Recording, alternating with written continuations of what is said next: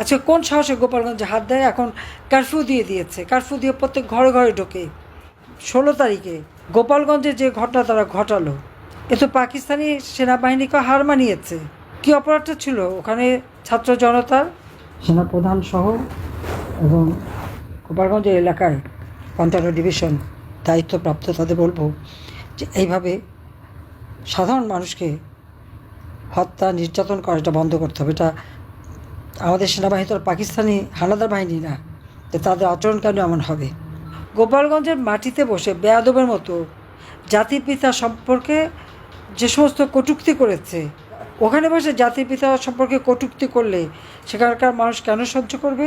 সেনাবাহিনীর সৈনিকরা আমার কাছে দাবি করেছিল দুপুরে তাদের ডাল রুটি খেতে দেয়, আর সকালে এক মগ চা আর শুধু একটা পুরি।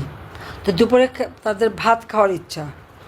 আমার মাত্র 1 বছর সময় লেগেছিল, 2 বছর, 96 থেকে 98, 2 বছরের মধ্যে 40 লক্ষ মেট্রিক টন খাদ্য ঘাটতি পূরণ করে বাংলাদেশকে খাদ্যের স্বয়ংসম্পূর্ণ করি। এবং আমাদের সেনা ছাউনিতে যে আমি নিজে বসে এই দুপুরে প্রথম আমি তাদের সাথে ভাত খেয়ে খাওয়া শুরু করি। এরপর আন্তর্জাতিক সম্পন্ন তাদের নামের পদবিগুলি ঠিক করা, প্রত্যেকের বেতন ভাতা, টিফিন ভাতা, ইয়াং অফিসার তার জন্য গাড়ি বাড়ি করতে পারে তার জন্য বিশেষ তাদের প্রণোদনা দেওয়া এবং অল্প সুদে ঋণের ব্যবস্থা করে দেওয়া, তাদের থাকার জন্য ফ্ল্যাট, সৈনিকদের থাকার জন্য ডরমিটরি করে দেওয়া, তাদের জন্য হোস্টেল, তারা যাতে সুন্দরভাবে থাকতে পারে সেই ব্যবস্থা করে দেওয়া, তাদের চিকিৎসার ব্যবস্থা, রেশন বাড়ানো, পুলিশদের জন্য রেশন মাত্র 20% পুলিশ রেশন পেত, প্রথমবার আমি 40% করে দিতে পারি, পূর্ণাঙ্গ রেশন তাদের দেওয়া শুরু করি, তাদের পোশাক পরিচ্ছদের কয়েক সেট বাড়িয়ে দিই, প্রত্যেকের কমব্যাট ড্রেস, নতুন নতুন ড্রেস সব কিছু আমি করে দিয়েছিলাম। কাদের জন্য না করেছি? বিডিআরের হেলিকপ্টার থেকে শুরু করে সব রকমের ব্যবস্থা। সেনাবাহিনীর জন্য আধুনিক ট্যাঙ্ক আমার বাবা কিনে দিয়েছিলেন আর আমি সরকার এসে কিনে দিই। এমনকি তাদের জন্য বিশেষ ট্রেনিংটা যাতে ভালোভাবে হয়।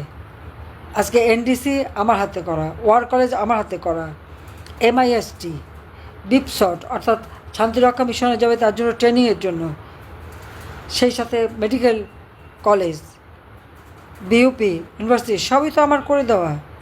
আজকে যে বুট আমি টাকা দিয়ে কিনে দিয়েছি জনগণের ট্যাক্সের টাকা, আর সেই বুট দিয়ে গোপালগঞ্জে একটা বাচ্চা ছেলে তাকে ধরে তার গলার ভিতরে সেই বুট দিয়ে গলা চাপা দিয়ে মারে, টেনে হিস্ট্রে নিয়ে যাচ্ছে। কী অপরাধ ছিল তাদের?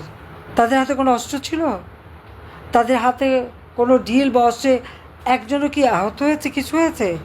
মিথ্যা একটা রটনা রটায় এবং এই মানুষগুলোকে ধরে ধরে তারা পাখির মতো গুলি করে ফেলে দেয়। 5টা জীবন ঝরে গেছে, এখনও মৃত্যুর সাথে লড়াই করছে। যারা আহত, চিকিৎসা হচ্ছে, সেই চিকিৎসাটা বন্ধ করতে দিচ্ছে না, সেখানে হাসপাতালে যেও তাদের খোঁজ করা, তাদের বিরুদ্ধে মামলা। যারা মার খেলো তাদের বিরুদ্ধে মামলা। আর বঙ্গবন্ধুর বিরুদ্ধে যখন কথা বলে গোপালগঞ্জের মানুষ কি চুপ থাকতে পারে? আর এই সেনাবাহিনী আমি বলবো কাদের হাতে তৈরি? ওটা তো বঙ্গবন্ধু শেখ মুজিবের হাতেই তৈরি, সেটা তারা ভুলে যায় কেন?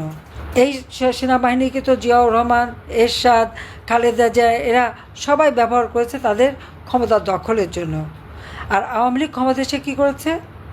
তাদের দুপুরে ভাত খাওয়ার ব্যবস্থা করা, তাদের কাপড় চোপড়, টিফিন ভাতা, থাকার জায়গা, চিকিৎসার ব্যবস্থা, তো বাবা মাকে চিকিৎসার ব্যবস্থা, এই CMHগুলিকে উন্নত করা, নতুন মেডিকেল কলেজ করে দেওয়া, সেগুলি কে করেছে?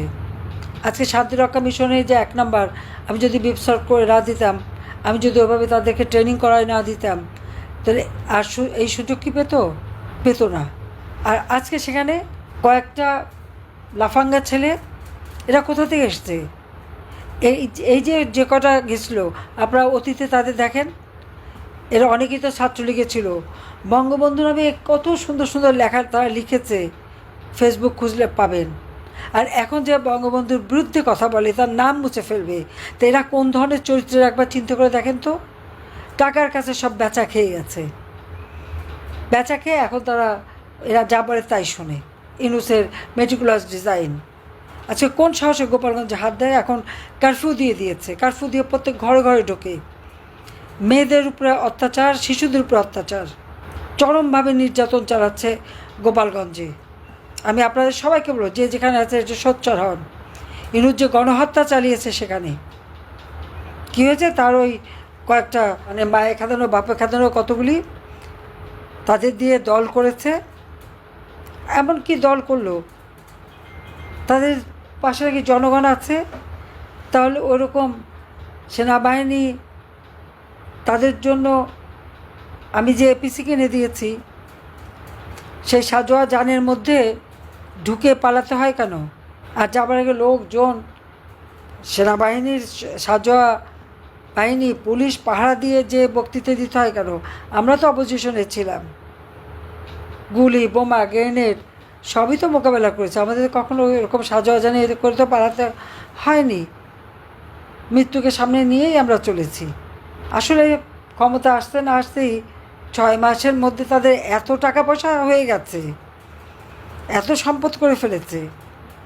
আর ক্ষমতার মোহ ইউনূসের মতনই, যেমনই সে তেমনি তার চালারা, তেমনি তার উপদেষ্টা, সব কটা বিদেশি নাগরিক। সেই বিদেশি নাগরিকগুলি এখানে এসে বসে আছে আমাদের সংবিধান লঙ্ঘন করে, আবার বড় গলায় সে কথাও বলে। একদিন এগুলি সব শাস্তি হবে। আর আজকে যে গণহত্যা হয়েছে, এর জন্য সমস্ত দায়িত্ব ডক্টর ইউনূসকেই নিতে হবে, কারণ তার এটা মেটিকুলাস ডিজাইনের অংশ। তারা বাংলাদেশটাকে ধ্বংস করে দিতে চাচ্ছে, স্বাধীনতা ধ্বংস করে দিয়েছে, জনগণের অধিকার ছিনতাই করেছে। হাজার হাজার লোক আছে আজকে আমাদের কারাগারে। আওয়ামী লীগেরই তো প্রায় 1 লক্ষ 1.5 লক্ষ মানুষ কারাগারের মধ্যে শোবার জায়গা দিতে পারে না। একেবারে বাথরুমের সামনের থেকে শুরু করে সব জায়গায় মাটির মধ্যে ফেলে রেখে দিয়েছে সবাইকে। অপরাধটা কি তাদের? স্বাধীনতা এনে দিচ্ছে, এটাই অপরাধ। কাজে সবাইকে আমি এটাই বলবো যে এই অন্যায় অবিচার আর মেনে নেওয়া যায় না। প্রত্যেকে যে যেখানে আছে এর প্রতিবাদ করতে হবে।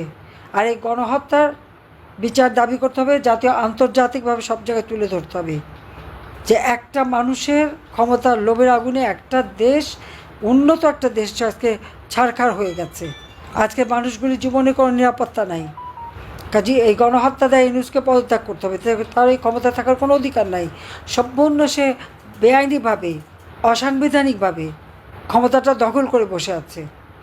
আর এই দখলকারীরা সবসময় মানুষের উপর অত্যাচারই করে, শান্তি দিতে পারে না। আর এই যে তরুণ সমাজ আমাদের এতগুলি তাজা প্রাণ কেড়ে নিল, অথচ এর কোনো বিচার নাই। উল্টা আমার যারা আজকে আহত তাদের বিরুদ্ধে মামলা। কাফন দাফনটা বন্ধ করতে দেয়নি, আপনারা জানেন। ওই পুলিশ সেনাবাহিনী দাঁড়িয়ে থেকে আত্মীয় স্বজনের বাধ্য করছে কবর দিতে, জানাজাটাও পড়তে দেয়নি বা হিন্দুদের সৎকারটাও করতে দেয়নি। আমি অবাক হইনি, কারণ আমার বাবা মা ভাইদের সাথেও তো একই আচরণ করছে। আমার আব্বা তো কিছু নিয়ে যাননি, বাংলাদেশকে দিয়েই গেছেন। আমরা তো কিছু চাই না, চেয়েছি শুধু দেশের মানুষের কল্যাণ। নিজের ছেলে মেয়ে বোনের বাচ্চারা, তাদের তো কোনোদিন ক্ষমতা থেকে কিছু দেয়নি। যে গোপালগঞ্জে কেন রক্ত ঝরল, কেন ছেলেরা হত্যা করা হলো ছেলেদের। আর এই কারফিউ দিয়ে বাড়ি বাড়ি ঢুকে ঢুকে যাদেরকে নিয়ে যাচ্ছে তাদের আর খোঁজ পাওয়া যাচ্ছে না। কত যে মানুষকে হত্যা করা হয়েছে তার ঠিক নেই। কাজে এই অবস্থা থেকে দেশকে রক্ষা করার জন্য সকলকে ঐক্যবদ্ধ হয়ে কাজ করতে হবে। জয় বাংলা, জয় বঙ্গবন্ধু, বাংলাদেশ চিরজীবী হোক।